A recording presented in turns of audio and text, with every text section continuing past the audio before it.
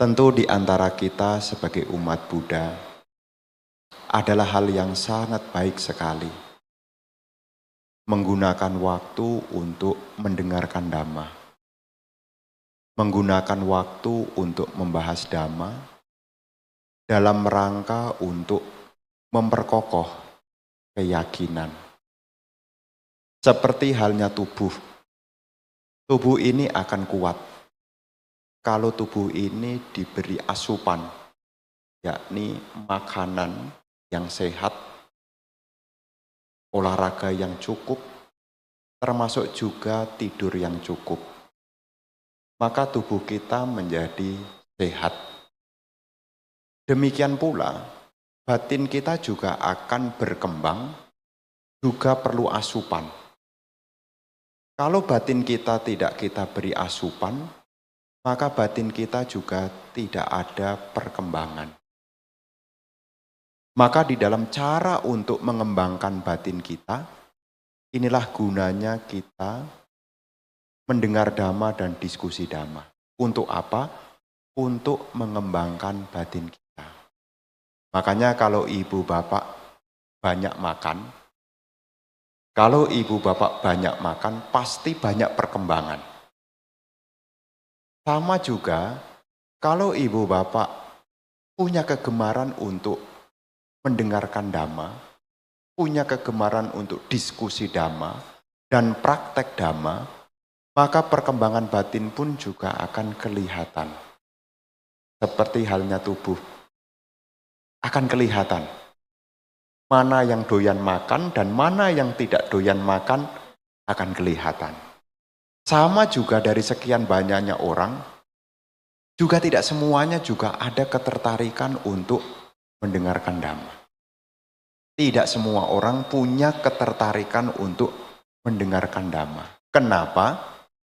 Karena belum merenungkan, belum merasakan manfaat-manfaat yang diperoleh dari mendengarkan Dhamma.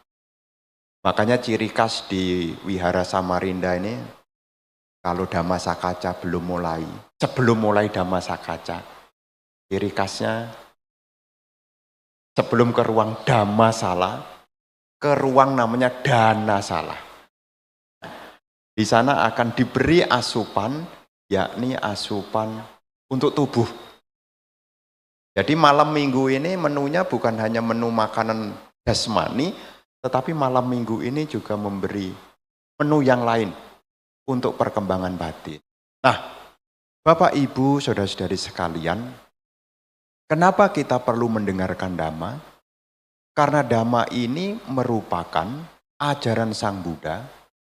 Jika diulang-ulang, maka ini menjadi asupan untuk munculnya keyakinan.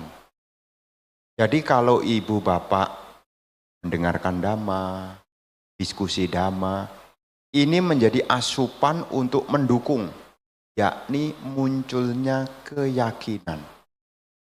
Kalau seseorang itu punya keyakinan, seseorang itu akan tahu tentang arah dan tujuan. Jadi kalau ibu bapak belajar Dhamma, ibu bapak juga akan tahu sebetulnya ajaran Sang Buddha ini arahnya mau kemana. Sebagian orang yang mungkin belum punya kesempatan untuk mendengarkan Dhamma, ketika ditanya arah tujuan dari ajaran Sang Buddha, umumnya orang yang belum mendalami, dia akan dengan sederhana mengatakan ajaran Sang Buddha tujuannya adalah menjadi orang baik. Tetapi perlu kita ketahui, ajaran Sang Buddha ini ibu bapak memiliki arah dan tujuan agar kita terbebas dari penderitaan. Mengapa menggunakan kata istilah terbebas dari penderitaan? Karena ini adalah hal-hal yang kerap kali kita rasakan. Kenapa tidak menggunakan istilah bahagia, Bante? Karena kata bahagia itu sudah banyak dipakai, identik dengan kesenangan-kesenangan indriawi. Jadi sebagian orang kalau mengatakan saya sudah bahagia, orang akan berhenti. Kenapa tidak ke wihara? Sudah bahagia kok. Kenapa tidak ikut kelas dhamma? Sudah bahagia kok. Kenapa tidak menggunakan kata bahagia? Karena kata bahagia itu sejauh yang kita pahami, kata bahagia itu identik dengan kesenangan indriawi. Kalau orang sudah mencapai, orang itu tidak akan berusaha. Jadi kalau ibu bapak tujuannya hanya bahagia, sudah selesai. Malam minggu tidak akan ke wihara. Kenapa? Sudah bahagia kok. Tetapi ibu bapak, kenapa ibu bapak datang ke wihara? Karena ada tujuan yang di atas dari bahagia, yaitu bebas dari penderitaan. Makanya di dalam ajaran Sang Buddha itu, kenapa menyampaikan tentang 4 kebenaran mulia, berbicara tentang penderitaan, kemunculan penderitaan, kepadaman penderitaan, dan jalan menuju kepadaman penderitaan, karena itu adalah hal yang kita alami. Ini adalah saca. Saca itu kebenaran. Kebenaran itu bukan sebuah keyakinan. Kebenaran itu nyata ada di sini dan saat ini. Ini kata kebenaran. Bukan sebuah keyakinan. Tetapi nyata ada di sini dan sekarang. Apa yang nyata ada di sini dan sekarang yang bukan keyakinan? Kalau keyakinan itu kan rasanya. Penderitaan itu bukan sebuah keyakinan, tetapi kenyataan. Ada di sini. Ini kalau ceramah kan 15 menit kan belum kelihatan. Nanti kalau sudah 45 menit ke atas, ada di sini, yaitu apa yang ada di sini yang nyata ada, bukan katanya. Apalagi kalau duduknya lesehan di bawah begini. Lama banting ceramahnya. Apa yang nyata di sini adalah penderitaan. Maka Sang Buddha menunjukkan dhamma itu supaya kita terbebas dari penderitaan. Jadi Sang Buddha mengajarkan dhamma itu supaya kita terbebas dari penderitaan. Dengan kata lain, kalau kita sepenuhnya sudah bebas dari penderitaan, maka kita akan memperoleh kebahagiaan yang tanpa kondisi. Istilahnya adalah nibbana. Kenapa kita perlu Dhammasakaca begini? Supaya kita makin dalam. Namanya Dhammasakaca itu kalau tanaman itu tidak dibatasi. Jadi kalau tanaman itu tidak dibatasi, jadi akarnya bisa berkembang. Makanya ketika kita menggunakan waktu untuk Dhammasakaca seperti ini, kita diingatkan kembali. Tentang apa? Ada tujuan yang mulia, yaitu terbebas dari penderitaan. Dan untuk membebaskan diri dari penderitaan, kita perlu mendekatkan diri. Ibarat kata, kalau kita sadar sedang sakit dan kita perlu sembuh, maka kita minimal lah. Kalau tidak datang ke dokter, datang ke sinsei lah. Kenapa seseorang itu datang? Karena orang itu ingin sembuh. Makanya Guru Agung Sang Buddha itu ibaratkan seperti dokter. Orang yang datang kepada Sang Buddha karena orang itu ingin tersembuhkan. Makanya orang-orang yang mendekat kepada Sang Buddha sebutannya adalah kalau laki-laki disebut upasaka. Kalau wanita disebut dengan upasika. Upasaka itu bukan hanya umat awam ya.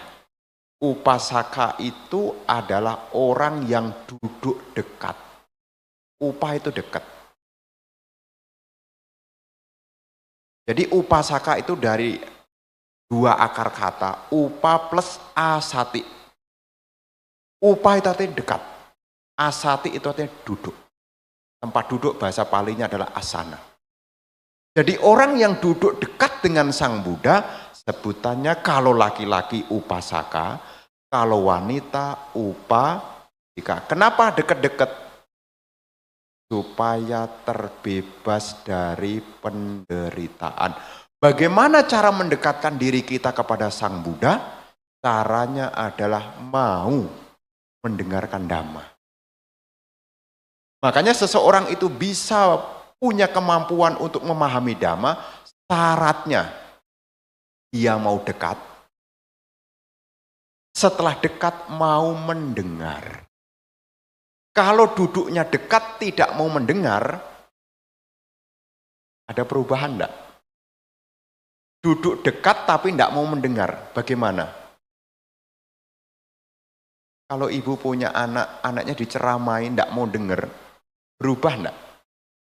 Enggak. Makanya awal untuk mendekatkan diri kita kepada Sang Buddha, dalam tanda kutip ini bukan dekat secara fisik semata, tetapi kita dekat secara spiritual. Mau datang, mau mendengar. Ibu bapak bisa bayangkan. Khotbah pertama Dhammacakkappavattana Sutta. Kalau seandainya nih, kita ngomong andainya. Kalau seandainya Pancawagya Bhikkhu sudah didekati Sang Buddha, tidak mau mendengar, kira-kira ada perubahan enggak? Tidak ada. Sama juga kalau Anda datang ke sini, tapi tidak bisa dengar. Mungkin telinganya bermasalah, orangnya duduk, kayaknya tenang, tapi tidak paham. Kenapa? Karena tidak bisa serap, tidak bisa mengerti. Nah, karena ajaran Sang Buddha ini membawa kita menuju terbebas dari penderitaan, cara yang terdekat dulu adalah mau mendekatkan diri dan mau mendengar. Kenapa kita perlu mendengar? Karena dengan kita mendengar, di situ akan muncul tentang sadar. Makanya temanya hari ini kan, sadar saja belum cukup. Anda mendengarkan Dhamma, setelah Dhamma itu disampaikan, Anda kemudian ada kadang-kadang topik-topik Dhamma yang buat Anda jadi sadar. Oh iya ya. Tapi nanti kalau sudah berdiri, lupa. Makanya sadar saja belum cukup. Setelah diceramain, ako dena jine kodang asadung sadunya jine kadariang danena sacena ala kawadinang. Kalahkan kemarahan dengan tanpa kemarahan. Ako dena jine kodang asadung sadunya dine. Kalahkan kejahatan dengan kebaikan. Dine kadari yang danena, kalahkan kekikiran dengan memberi. Sacang banena kucea, kalahkan kebohongan dengan kejujuran. Diwihara paham. Oh iya, selama ini saya marah sama orang, marah terus. Makanya tidak selesai-selesai permusuhannya. Saat mendengar Dhamma itu, ibu bapak akan sadar. Saat mendengar Dhamma sadar, tetapi belum cukup. Kenapa? Karena ranah dari kita mendengar, kalau tidak dirawat, ini lupa loh. Karena pendengar Dhamma itu ciri khasnya itu ada 3. Ada ciri khas pendengar Dhamma. Ciri khas yang pertama diibaratkan seperti halnya guci yang terbalik. Dia duduk, dia juga masuk di ruangan, hadir di dalam. Kata Bante Dhammasubbo begitu.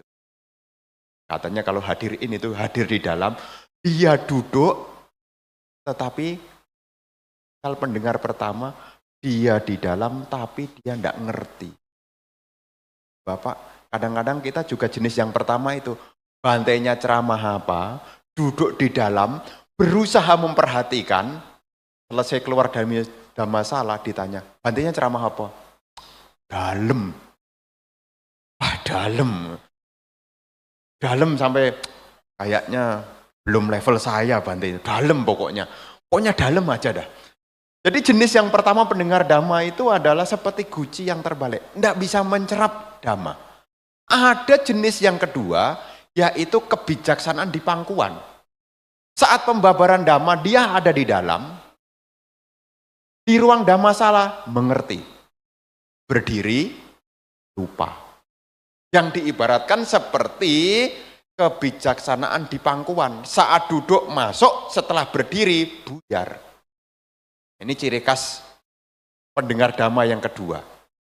Ada ciri khas pendengar dhamma yang ketiga itu seperti guci yang terbuka. Apa yang didengar, apa yang dipahami bisa terbawa sampai pulang. Makanya kadang-kadang kita bergeser nih. Kadang-kadang kita jenis yang pertama. Nah ini jenis yang pertama itu biasanya noleh ke belakang. Lama banget ya. Kenapa kok muncul pemikiran lama banget? Karena mau masuk, enggak masuk. Masuk akhirnya jenuh. Kalau jenis kedua, dalam dia paham. Tapi setelah berdiri, lupa. Yang terbaik itu jenis yang ketiga. Dia mengerti. Tapi Dhammasakaca ini ada keuntungannya. Kalau Anda enggak ngerti, Anda boleh bertanya. Jadi kalau Dhamma Desananya ada di Dhammasala, bertanyanya di mana? Kalau Dhamma kelasnya di Dhammasala, bertanyanya di mana? Ada beberapa umat itu. Dhamma kelasnya di Dhammasala, tanya sama temennya di parkir. Tadi Bante ceramah apa ya? Saya kok nggak ngerti ya. Jadi ada, mestinya bagaimana? Dhamma kelasnya di Dhammasala, bertanyanya di mana? Dhammasala. Nah, kembali ke topik. Tujuan kita ini untuk membebaskan diri dari penderitaan. Kenapa dikatakan sadar saja tidak cukup? Karena di dalam praktek dhamma itu isinya 3. Selain kita punya sati, yang disebut dengan sadar, tahu apa yang sedang dikerjakan, tahu apa yang sekarang ada di sini. Ciri dari Buddhis itu setelah seseorang sadar, seseorang punya panya, kebijaksanaan. Dan yang ketiga, punya wirya. Ya, kalau dalam sati patana, sebutannya adalah sati, sampajana, dan atapi. Makanya di dalam syair Dhammapada 276, nanti dibuka syair Dhammapada 276, di situ dibunyi dari syair Dhammapada, tumhehi kicang matapang, atakaro tatagato. Tumhehi engkolah, kicang. Kicang itu seperti kewajiban, tugas. Tugasnya apa? Atapang, semangat. Engkolah yang harus berusaha. Apa yang harus diusahakan? Setelah sadar, seseorang tetap menjaga kebijaksanaan dan berusaha. Jadi malam hari ini variabelnya ada 3. Sati, sampajana, dan atapi. Yang dalam bahasa lain adalah sati, panya, dan wirya. Makanya kenapa judulnya sadar saja belum cukup, karena rangkaiannya itu 3. Sati itu apa? Membuat kita jadi jelas. Jadi fungsi dari sati untuk membuat semua jadi terang. Sati itu jadi jelas.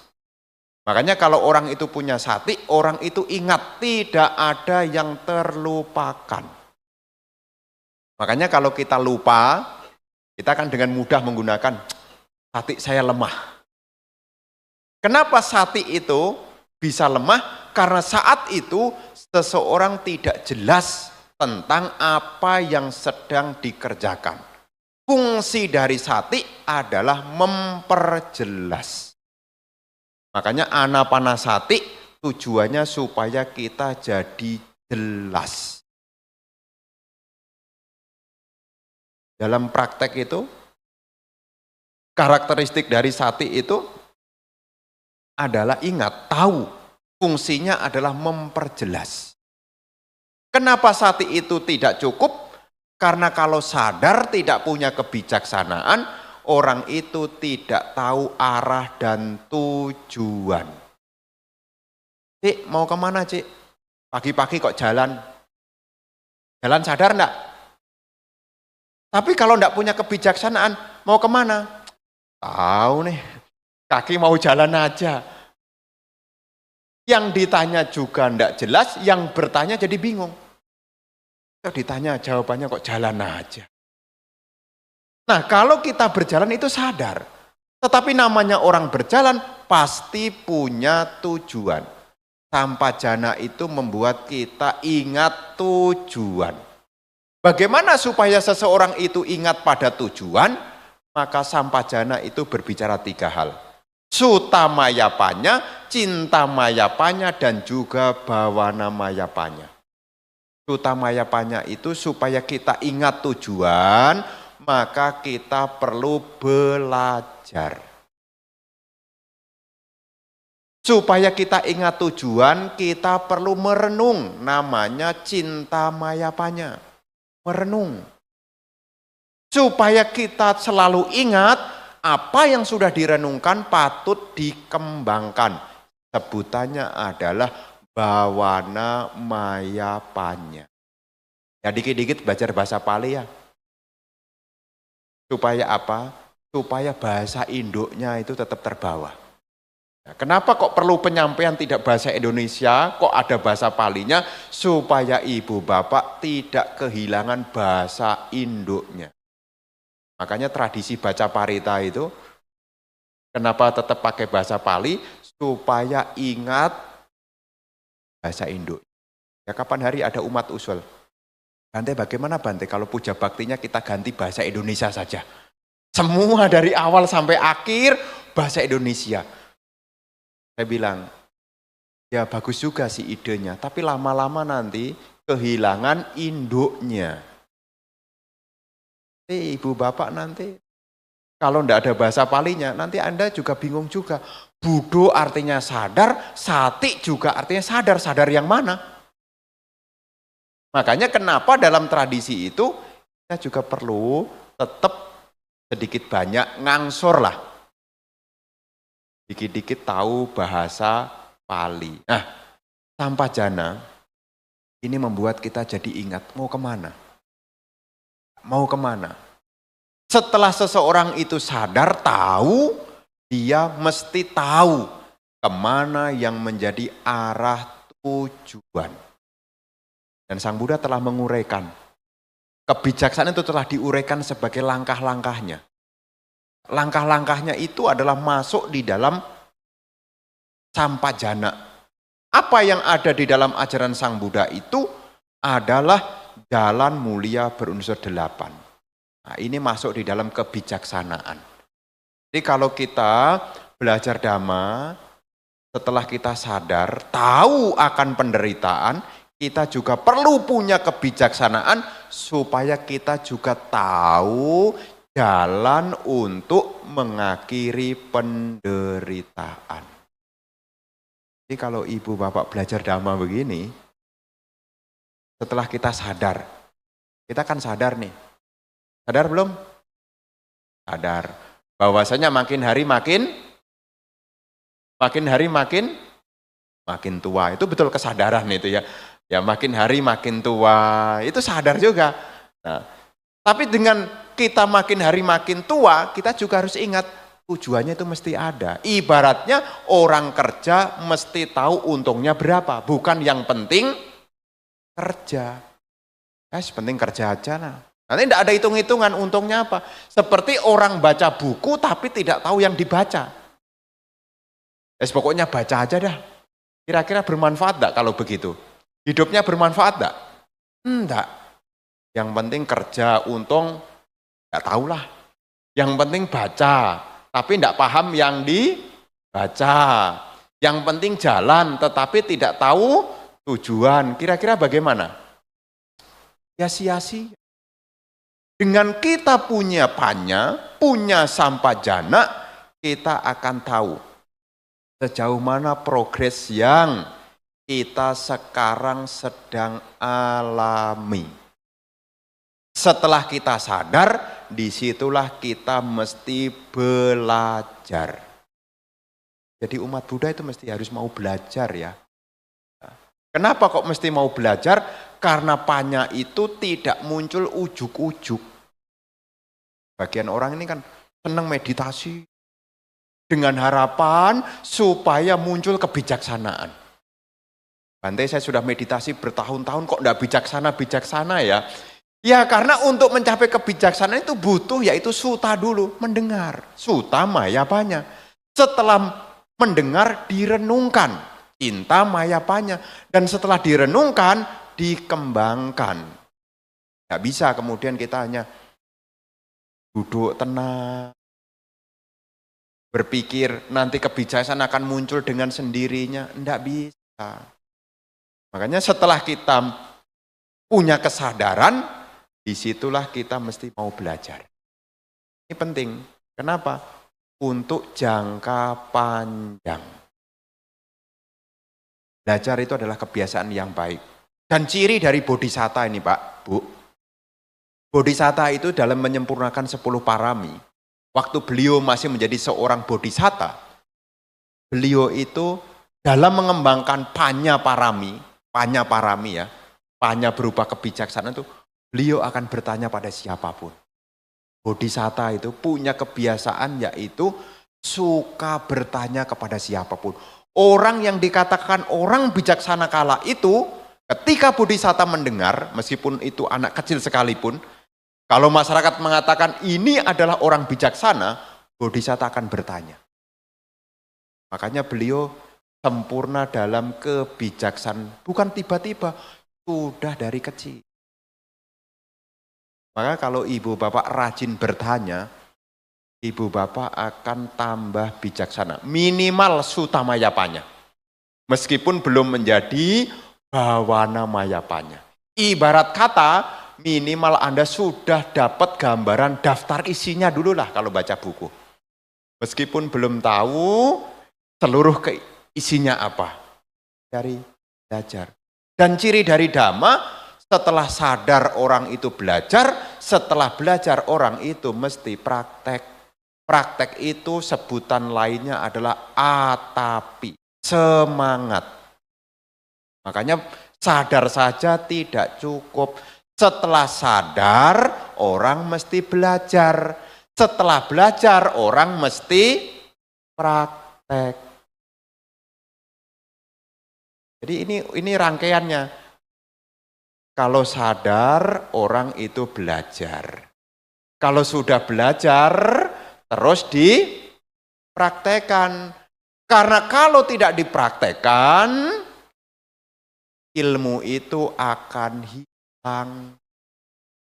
Anda belajar banyak hal, kalau tidak praktek, lupa. Makanya ini 3 tahapan. Dari sadar, orang mau belajar. Setelah belajar, orang mesti berlatih. Dalam samapadana, namanya semangat itu isinya 4. Semangat ini 4 isinya. Yang pertama adalah sangwara padana. Dalam semangat itu, yang pertama adalah sangwara padana. Setelah orang itu sadar, orang itu mau belajar, orang itu praktek yang pertama, sangwara padana. Apa itu sangwara padana? Mencegah hal buruk yang belum ada. Ini sangwara. Wujudnya apa? Praktek sila. Sangwara padana. Sangwara itu artinya mengendalikan. Jadi mencegah hal buruk yang belum ada. Ini prakteknya. Apa hal buruk yang belum ada? Mungkin. Kita kan kaitannya dengan kilesa itu kan loba dosa moha. Kalau belum ada loba dosa moha, jangan sampai loba dosa itu muncul. Sebutannya adalah sangwara padana. Setelah sangwara padana, yang kedua adalah pahana, padana. Pahana itu artinya adalah hal buruk yang sudah ada dihilangkan. Pahana itu namanya menghilangkan. Apa yang mesti dihilangkan? Yang buruk. Kalau kita sudah tahu diri kita pemarah, kira-kira pemarahnya dipertahankan atau dihilangkan? Yang gampang gelisah dan khawatir kira-kira dipertahankan atau dihilangkan? Kalau seseorang itu sadar, orang itu belajar, maka kalau ada yang buruk, maka berusaha untuk dihilangkan.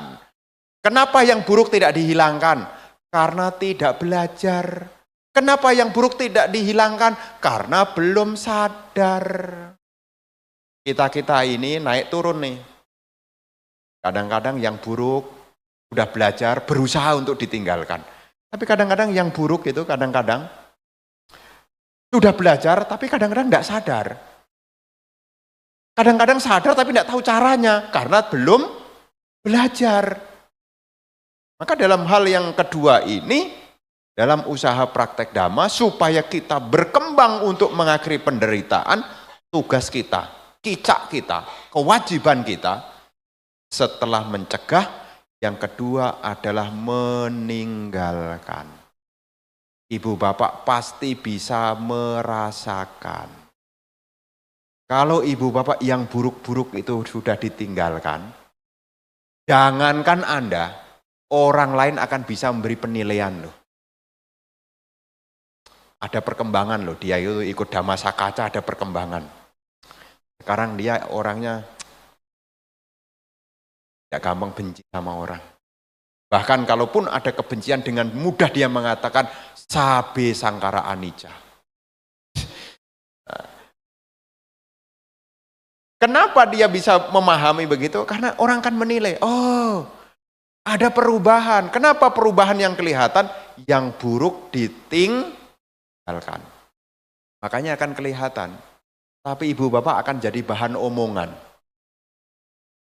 Akan jadi bahan omongan kalau sudah ikut kelas dhamma. ODM juga duduk di dekat Bante.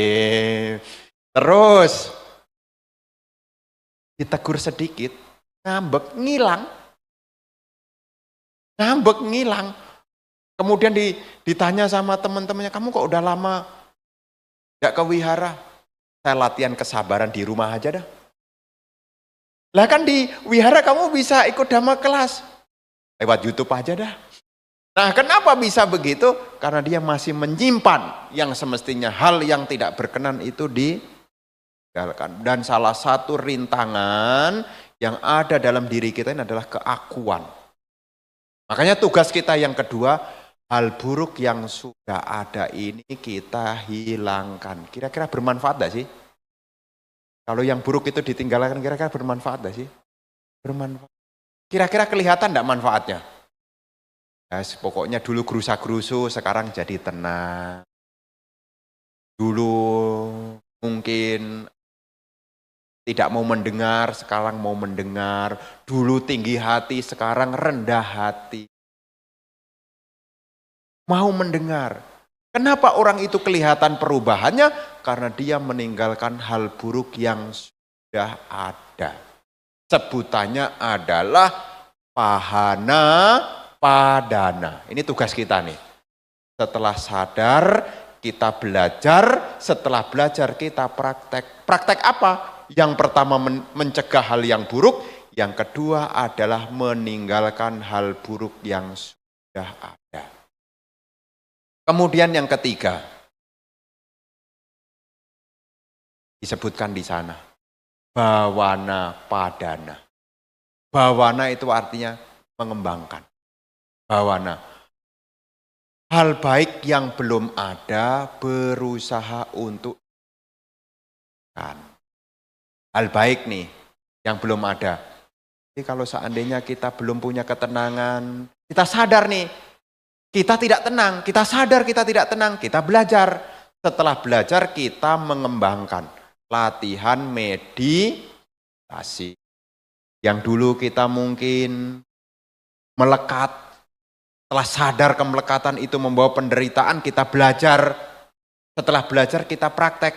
Bagaimana praktek untuk memunculkan praktek melepaskan. Artinya apa? Memunculkan hal baik yang belum ada.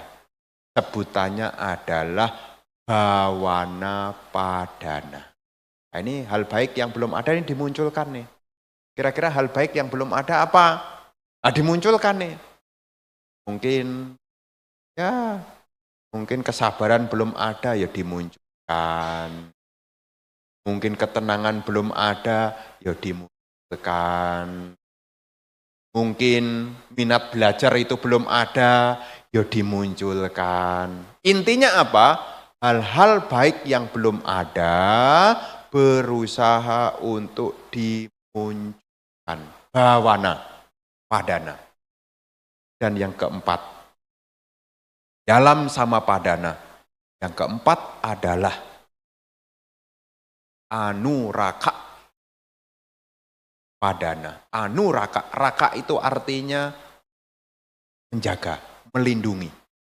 Hal baik yang sudah ada sebisa mungkin dipertahankan. Jadi kalau sudah rajin ikut dhamma kelas ya dipertahankan. Jangan sampai kebalik. Ya. Sudah rajin dhamma kelas, rajin mendengarkan dhamma, malah berpikir, Bante, saya sekarang udah mengurangi kemelekatan. Saya tidak sering-sering ke wihara, Bante, supaya saya tidak melekat. Ada paham keliru begitu, ada. Kan ajaran Sang Buddha fungsinya untuk melepaskan, Bante. Saya takut kalau sering-sering ke wihara saya jadi melekat. Ini pandangan keliru. Datang ke wihara bukan melekat, tapi datang ke wihara disebut usaha benar. Bagian ada punya, kalau enggak dengerin dhamma ini bisa keliru, megang loh. Kalau rajin nanti kan saya melekat ya Bante ya. Nanti kalau rajin nanti saya melekat tuh. Bukan. Dalam hal kemelekatan, datang ke wihara, mendengarkan dhamma yang sudah rajin ke wihara, sebutannya adalah anuraka padana.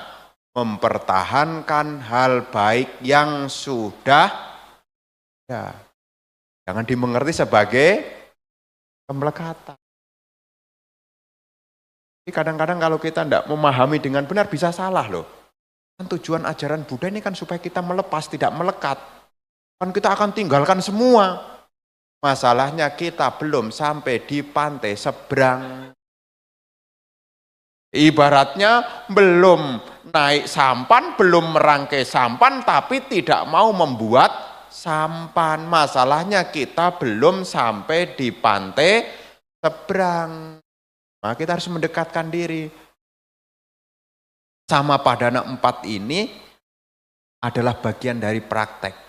Mencegah hal yang buruk, meninggalkan hal yang buruk, memunculkan hal yang baik, dan mengembangkan hal baik yang sudah ada.